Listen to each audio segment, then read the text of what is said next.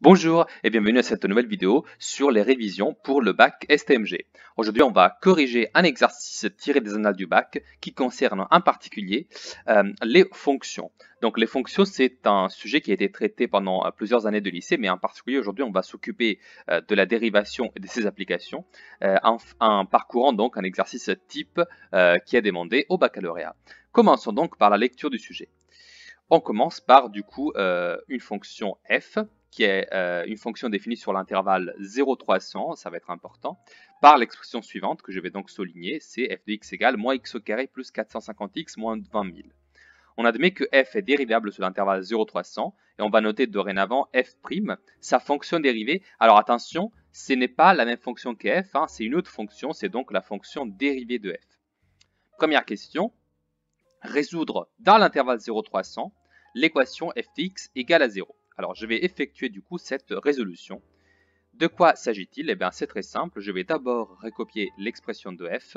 Donc, c'était f de x égale, on a dit, moins x au carré. On l'a juste ici. Plus 450x moins 20 000. Et ce que je veux résoudre, moi, c'est f de x égale à 0. Et donc, cette équation, en fait, ça correspond à quoi? Eh bien, ça correspond à dire juste moins x au carré plus 450x moins 20 000 égale à 0. Alors, maintenant que j'ai écrit l'équation que je veux résoudre, je peux juste l'analyser un instant et me rendre compte de quelque chose d'intéressant. Eh bien, ici, il y a un 2. Ça veut dire que c'est une équation de degré 2. Et les équations de degré 2, heureusement, je sais comment il faut les résoudre.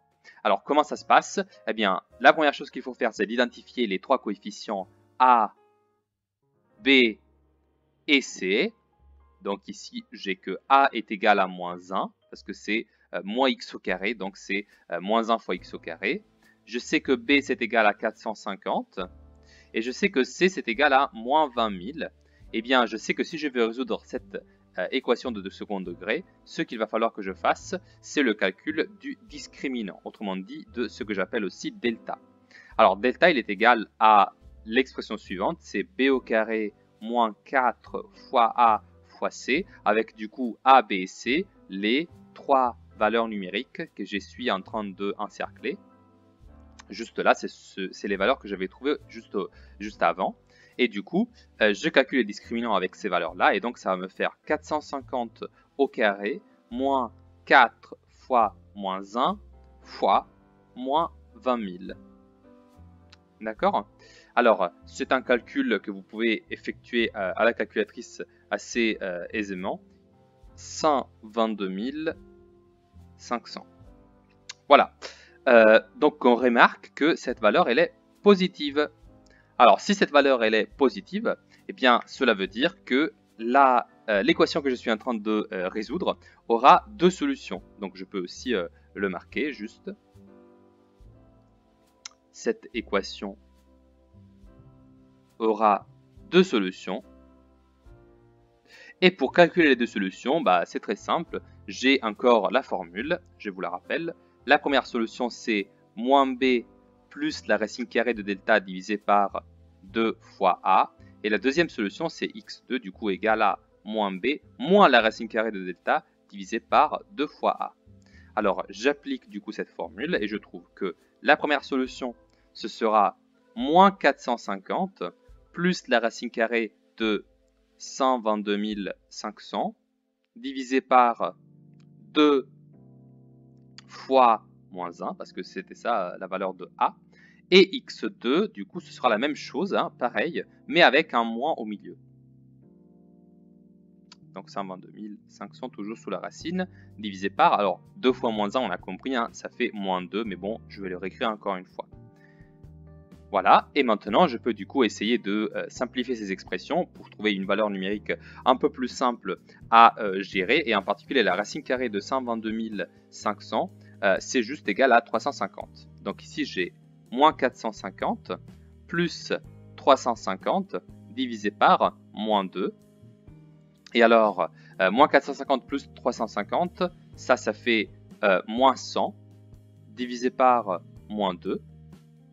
Et donc, je trouve ici comme résultat juste 50. Et la deuxième solution que je trouve, du coup, c'est x2 égale, alors moins 450. Ici, ce sera du coup moins 350, le tout divisé par moins 2. Et donc, je trouve toujours x2 égale, du coup, alors moins 450 moins 350, ça fait moins 800, divisé par moins 2, ça fait 400. Donc, les deux solutions sont 50 et 400. Alors, qu'est-ce que je peux en déduire en particulier? Je vous rappelle que la question à la base, c'était, réalisons-la un instant, résoudre dans l'intervalle 0,300 l'équation f de x égale à 0. Mais je dois la résoudre dans l'intervalle 0,300. Alors, dans l'intervalle 0,300, est-ce que j'ai à la fois les deux solutions que j'ai trouvées? Alors, je sais que 50, elle appartient à l'intervalle 0,300, mais que 400 n'appartient pas à l'intervalle 0,300. Donc ici, la seule solution qui m'intéresse, c'est la solution 50. D'accord? Ça, c'est très important parce que du coup, je vais marquer comme réponse, juste ici, la solution est x égale à 50.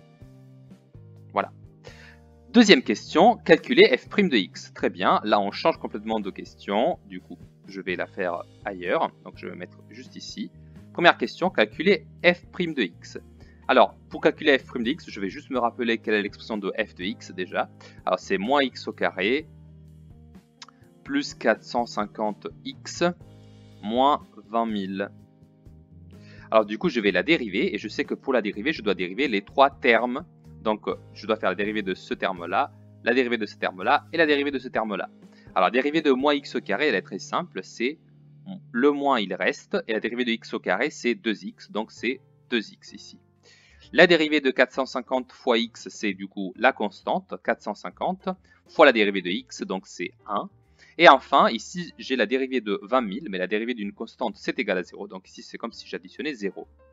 Autrement dit, f' de x est égal à moins 2x plus 450. Et c'est tout. Hein, il n'y a rien d'autre. Donc ça, c'est l'expression que je devais trouver. Voilà, très bien. C'est plutôt rapide pour être la question 2. Ah, d'ailleurs, c'était la question 2A. Laissez-moi le marquer. Question 2B maintenant. Étudier les variations de la fonction f sur l'intervalle 0,300 et dresser son tableau des variations. Alors, rien de plus simple. Je le rappelle, hein, je veux étudier les variations de f. Cela veut dire que je veux tracer son tableau des variations, d'accord? Alors, si je veux faire ça, ce que je dois commencer par faire, c'est de résoudre l'inéquation f' de x supérieure ou égale à 0.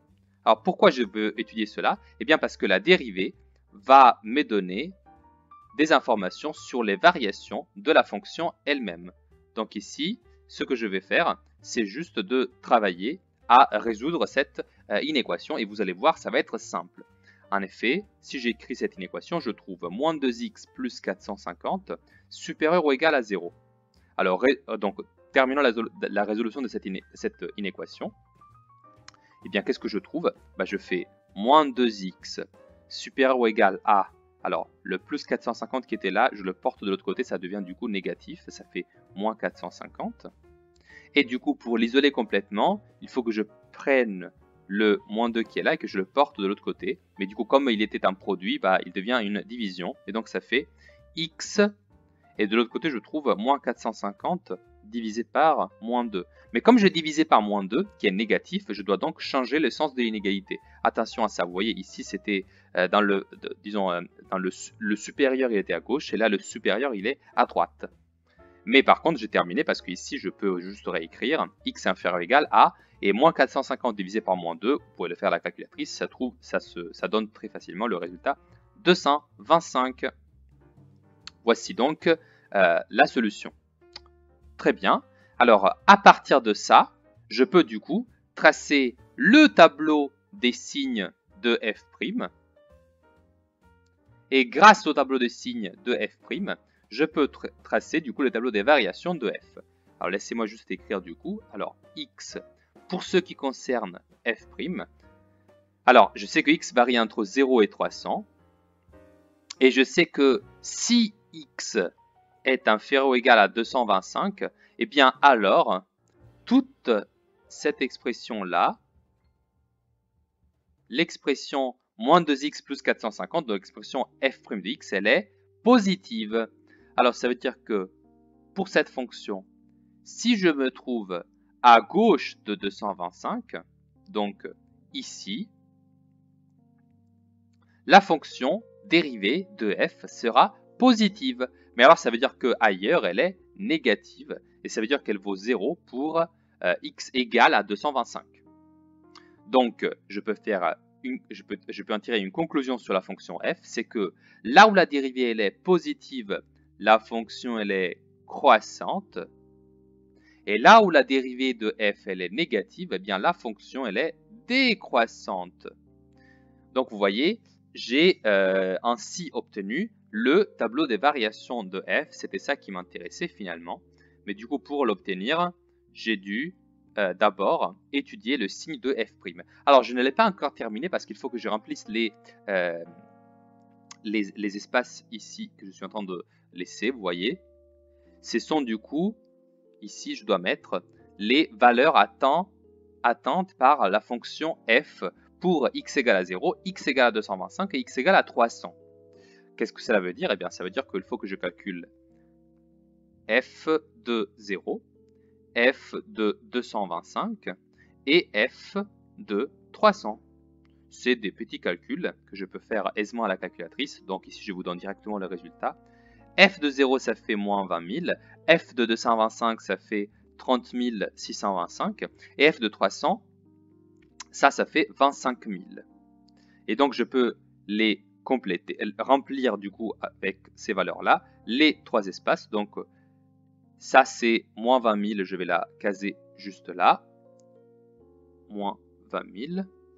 Ensuite, j'ai 30 625 qui va remplir la valeur du milieu. Donc, ça c'est 30 625. Et enfin, j'ai la valeur 25 000 qui va se caser juste là. Et vous voyez que du coup le tableau des variations, ça correspond aussi aux valeurs qu'on a trouvées. Parce que clairement, quand on passe de moins 20 000 à 30 000, ben, on augmente. Et quand on passe de 30 000 à 25 000, clairement, on est en train de diminuer. Donc vous voyez, le tableau des variations, il est tout à fait cohérent. Voilà, j'ai terminé du coup cette question. Et du coup, on peut passer à la question 2C. Lisons-la un instant. En déduire que la fonction, je suis en train de lire ici, en déduire que la fonction f admet un maximum et préciser en quelle valeur il est atteint. Eh bien, rien de plus simple ici. Il faut juste que je regarde du coup ce que j'ai écrit. Hein. Où est situé le maximum? Donc, le maximum est de 30 625. C'est visiblement la valeur la plus élevée. Et il est atteint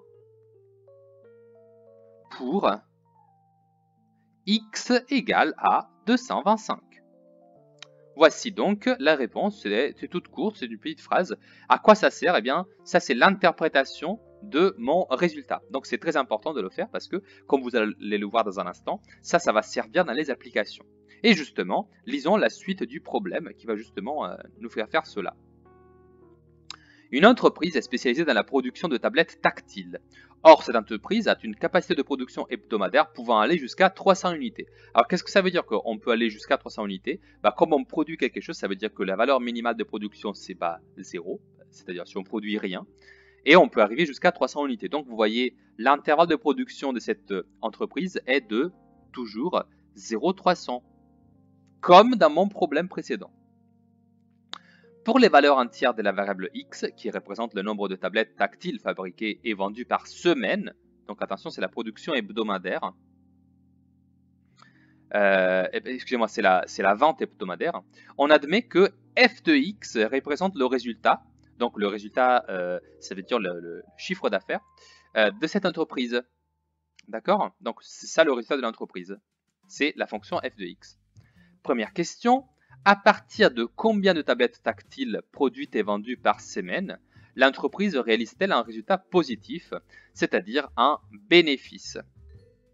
Alors, ici, il faut utiliser les résultats de l'étude que j'ai effectuée dans la partie A. D'accord? Donc ça, c'est juste une question d'interprétation. Alors, qu'est-ce que je sais, moi, sur ma fonction? Alors, je vais juste relire un instant les réponses aux questions que j'ai déjà étudiées. Alors, je sais déjà que f de x égale à 0, cette équation est là comme solution x égale à 50. Voilà. Et je sais également que ça, c'est le tableau des variations. Alors, ce que je vais effectuer ici, ça va être juste d'intégrer par une simple commodité, en fait, le résultat de l'équation dans ce tableau. Alors, ça me dit quoi le résultat de l'équation? Ah bah, je sais que f de 50, c'est égal à 0 parce que x égale à 50 est le résultat de l'équation f de x égale à 0. Donc, f de 50 est égal à 0. Eh bien, ça veut dire que du coup, si x est égal à 50, imaginons que 50 je le mets ici, eh bien cela veut dire que pour x égale à 50, la fonction ici, elle va valoir 0. Voilà, je vais me le noter ici et après je regarde ce tableau des variations. Alors qu'est-ce qu'il me dit ce tableau des variations? Il me dit que ma fonction, qu'est-ce qu'elle fait? Elle commence sa vie pour x égale à 0 et ça vaut moins 20 000. Donc ça veut dire que le chiffre d'affaires c'est de moins 20 000 euros, donc c'est négatif. Alors moi, je veux savoir quand est-ce que le chiffre d'affaires il est positif, c'est-à-dire quand il est supérieur ou égal à 0. Et du coup, je me dis, bah regardez, pour x égale à 50, juste du coup ici, vous voyez, à partir de cette valeur-là, je continue à grandir et donc je passe de 0 jusqu'à 30 000. Vous voyez, le chiffre d'affaires il est toujours positif. Et puis, pour arriver jusqu'à 300, eh bien, je m'aperçois qu'en fait, quand je redescends jusqu'à 25 000. Donc, le chiffre d'affaires, il est toujours positif, même en redescendant jusque-là. Qu'est-ce que ça veut dire? Ça veut dire que entre 50 et 300, donc de là jusqu'à là, le chiffre d'affaires de l'entreprise, il est positif. Alors, je peux répondre à la question en disant alors, à partir de combien de tablettes tactiles produites et vendues par semaine l'entreprise réalise-t-elle un résultat positif, c'est-à-dire un bénéfice? Donc, c'est à partir de 50 tablettes. 50 parce que je l'ai lu dans mon tableau des variations et j'ai utilisé du coup l'information sur l'équation que j'ai résolue auparavant dans la question 1 de la partie A. Donc à partir de 50 tablettes, et je sais aussi que du coup c'est un bénéfice positif, je vais le mettre entre parenthèses, jusqu'à du coup 300 tablettes. Ça, je l'ai découvert, donc autant l'écrire. Deuxième question, maintenant, et c'est la dernière question. Déterminer le nombre de tablettes tactiles fabriquées et vendues permettant de réaliser le bénéfice hebdomadaire maximal. Alors ici, mot-clé maximal. Et calculer la valeur de ce bénéfice. Alors, encore une fois, je me sers de mon tableau des variations. Moi, je veux savoir quel est le nombre de tablettes tactiles fabriquées et vendues permettant de réaliser le bénéfice hebdomadaire maximal. C'est très simple ici, on va juste le lire. Quelle est la valeur de x qui fait que j'atteins mon maximum? Je l'ai déjà étudié, ça c'est 225. Donc ça veut dire que dans l'interprétation de mon problème, 225 c'est le nombre de tablettes qu'il me faut pour obtenir un résultat hebdomadaire maximal. Donc le nombre de tablettes pour un résultat maximal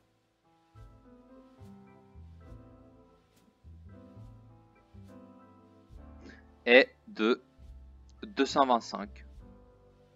Et quelle est donc la valeur du bénéfice? Je sais que ça, ce sont les valeurs de f de x. Donc, je sais que pour x égale à 225, la valeur que j'obtiens, c'est 30 625. Donc ici, je peux aussi marquer le bénéfice correspondant